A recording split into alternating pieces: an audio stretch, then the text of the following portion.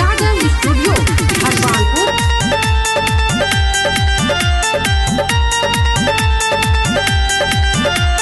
चल चल गोरी राजनगर घूमेबो, राज पैलेस के तोरा सैर करबेबो। चल चल गोरी राजनगर घूमेबो, राज पैलेस के तोरा सैर करबेबो। चाय पंडा पर चाय पिएबो, चाय पंडा पर चाय पिएबो। मोमो आ चटनी हम तोरा खुएबो। चल चल गोरी राजनगर घूमेबो, राज पैलेस के तोरा सैर करबेबो। राजनगर घूमेबो, राज पैलेस के तोरा सैर करबेबो। हाथ धोक हाथ चाय पंडा चली है के साथ। हाथ धोक हाथ चाय पंडा चली है के साथ। कीन देबो पेप्सी आ फेंटा सुंदर की, तोरे संग इंस्टा पर रील बनेबो।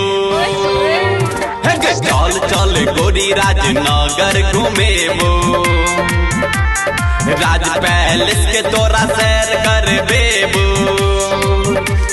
चल चल गोरी राजनगर घूमेबो, राज पैलेस के तोरा सैर करबेबो।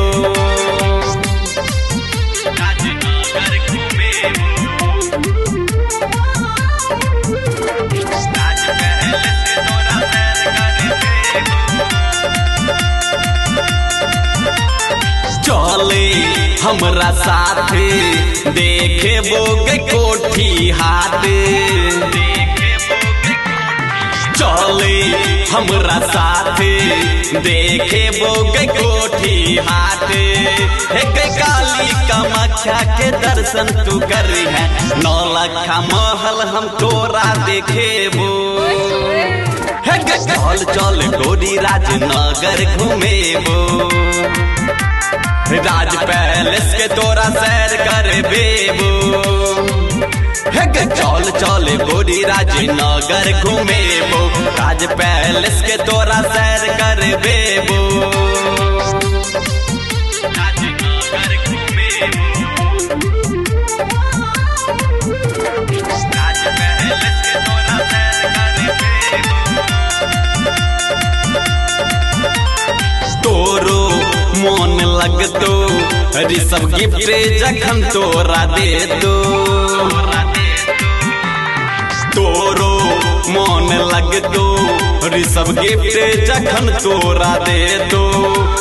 नीतीश छोटू के बात तू माने, राज्य के रानी हम तोरा बनेबो।